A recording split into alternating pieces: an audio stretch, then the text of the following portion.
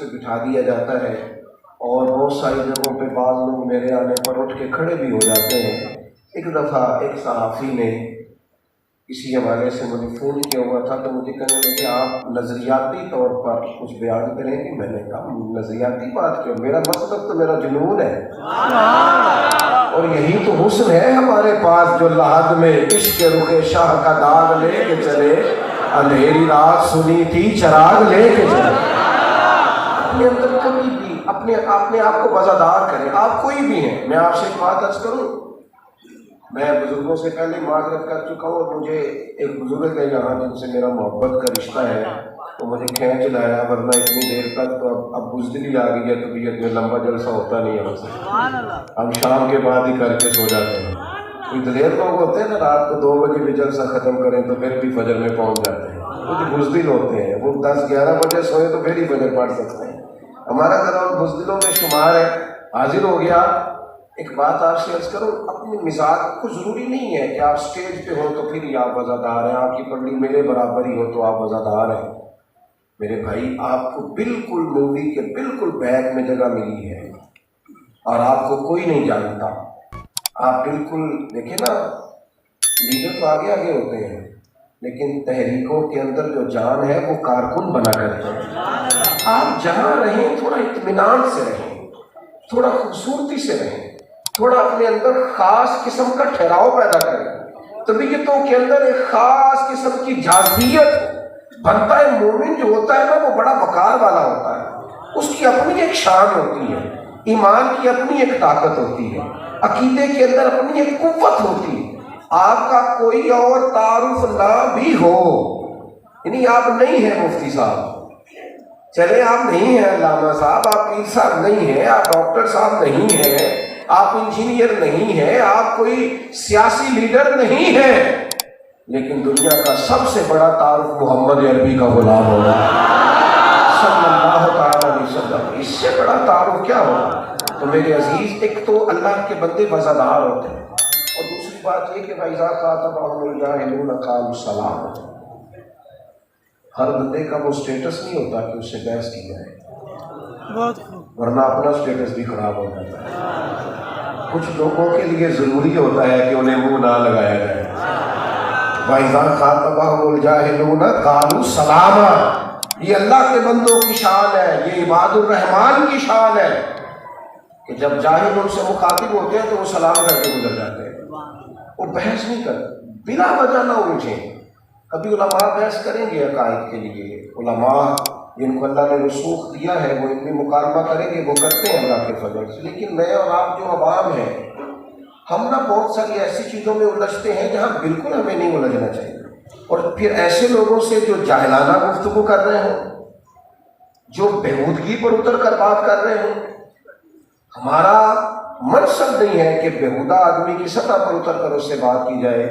میں اپنی بات کو مضبوط کرنے کے لیے ایک حوالہ عرض کرتا ہوں۔ حضرت ابوبکر صدیق رضی اللہ تعالیٰ عنہ تشریف فرما ہے، تو ایک شخص نے ان کے بارے میں معاذ اللہ کمزور باتیں کرنی شروع کر دی، لیکن عجیب لطف کا منظر یہ تھا کہ وہاں رسول رحمت بھی تشریف فرما۔ اس بندے نے ڈھیر ساری باتیں کی، جناب صدیق سنتے رہے۔ کہنے والے تو کہہ ہی دیتے ہیں، سننے والے کمال کرتے ہیں۔ حضرت صدیق اکبر نے اس کی باتیں سنی، لیکن جب اس نے حد کر دی تو آپ نے جواب میں 2 جملے کہے، اپنے دفاع میں 2 باتیں کی۔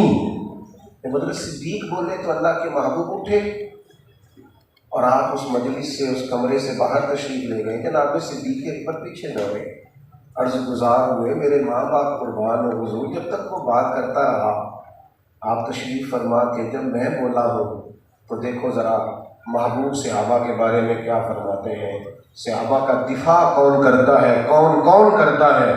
اللہ کے محبوب علیہ السلام فرمانے لگے، ابوبکر جب تک آپ خاموش تھے نا، رب نے فرشتہ مقرر کیا تھا جو آپ کی طرف سے جواب دے رہا، اللہ نے فرشتہ کھڑا کیا تھا جو میرے ابوبکر کی طرف سے جواب دے رہا۔ لیکن فرمایا جب آپ نے خود بولنا شروع کیا تو فرشتہ چلا گیا تو میں بھی آ گیا۔ میرے بھائی، اپنی زندگی کے اندر اس سنجیدگی کو بھی پیدا کریں۔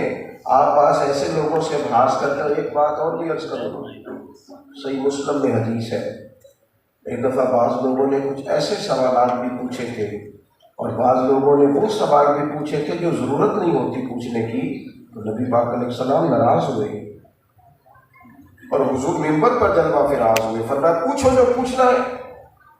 کچھ لوگوں کو ضرورت نہیں ہوتی سوال کی، ویسے سوال کرنا آدھا علم ہے، لیکن بلا وجہ کا الجھاؤ، بے مقصد باتیں، لاجانی باتیں، تو بعض لوگوں نے جب ایسی بات کی تو اللہ کے محبوب علیہ السلام ناراض ہوئے، پوچھو جو پوچھنا ہے۔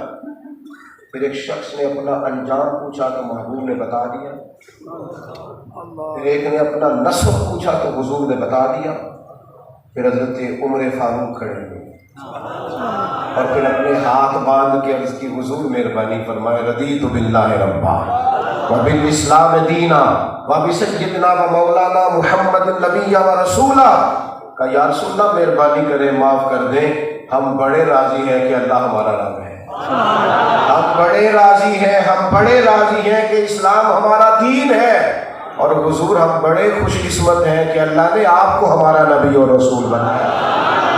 بے مقصد چیزوں کو چھوڑ دیں، بلا وجہ کا الجھاؤ چھوڑ دیں، ہر بات میں بحث کرنا، ہر بات میں بحث کرنا۔ میں بعض لوگوں کو دیکھتا ہوں، میں نے میلاد شریف پہ کہا تھا، پھر کہتا ہوں، ہر سال لوگ میلاد پر دلائل پوچھتے ہیں۔ آپ ناراض نہ ہوئیے گا، جن کے دادا پردادا 7 نسلیں ان کے گھروں میں میلاد منایا جا رہا ہے، وہ بھی تفریح تباہ کے لیے بعض ابحاث بلا وجہ چھیڑ دیتے ہیں۔ خدا کے بندے چھوڑ دے۔ میں نے دوستوں سے کہا تھا پچھلی دفعہ، پھر کہتا ہوں، اب بس کر دو یہ پوچھنا کہ میلاد منانا جائز ہے کہ ناجائز ہے، اتنے دلائل قائم ہو گئے، اب تو یہ پوچھا کرو کہ میلاد والے دن وضو کر کے جانا چاہیے کہ بغیر وضو بھی شرکت ہو سکے؟ تو آپ یہ سوال کھڑا کریں۔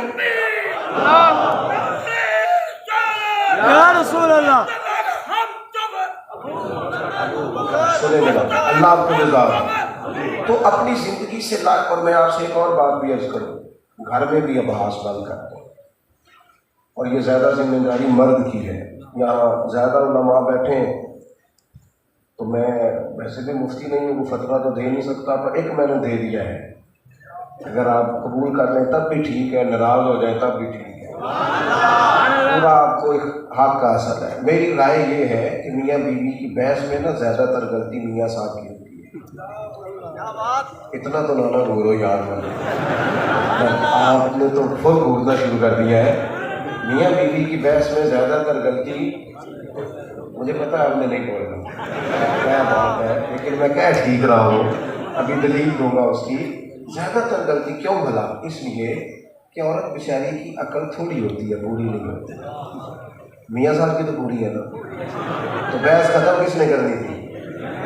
اللہ آپ کو سلامت رکھے۔ تو ان کی ڈیوٹی تھی نا یہ بحث کو کنٹرول۔ آپ یقین کریں، یا علماء کی جماعت بیٹھی ہے، اگر دن میں 100 لوگ مسئلہ پوچھتے ہیں تو 95 طلاق والے۔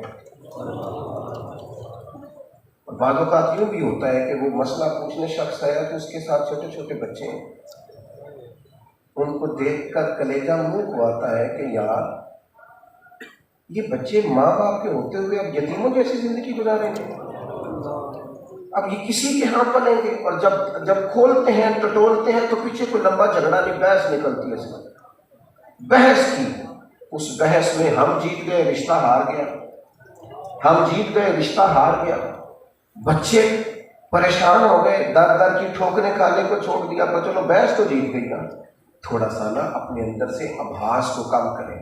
تیسری بات، والذین یبیتون لربہم سجدا وقیاما، اللہ کے بندوں کی شان یہ ہے کہ وہ رات اپنے رب کے لیے گزارتے ہیں سجدہ کرتے ہوئے اور قیام کرتے ہیں۔ دنیا میں سب سے مضبوط مسلمان وہ ہوتا ہے جس کا مصلی مضبوط ہوتا ہے۔ ہم موبائل دیکھتے دیکھتے سوتے ہیں۔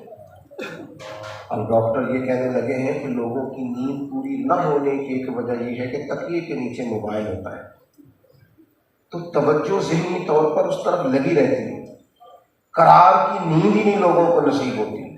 میرے بھائی یاد رکھنا، اللہ کے بندوں کی راتیں قیام اور سجود میں گزرتی ہیں، وہ اپنی رات اپنے رب کے ساتھ وابستہ کرتے ہیں، اور رات کی تنہائی میں جب وہ دعائیں مانگتے ہیں، اللہ کے پیارے حبیب علیہ السلام کی پیاری زوجہ سیدہ عائشہ صدیقہ رضی اللہ تعالیٰ عنہا فرماتی ہیں، کریم محبوب علیہ السلام رات کو मुसल्ले पे खड़े होते तो इतनी देर खड़े रहते कि मुकद्दस कदमों में वरम आ जाता। मैंने एक दिन अर्ज की, हुजूर आपके सदके अल्लाह अगले पिछलों को माफ़ फरमाएगा, आप इतनी तकलीफ क्यों बर्दाश्त फरमाते हैं? तो महबूब करीम अलैहिस्सलाम फरमाने लगे, आयशा तुमने कहा है ना कि अल्लाह का मुझ पर बड़ा इनाम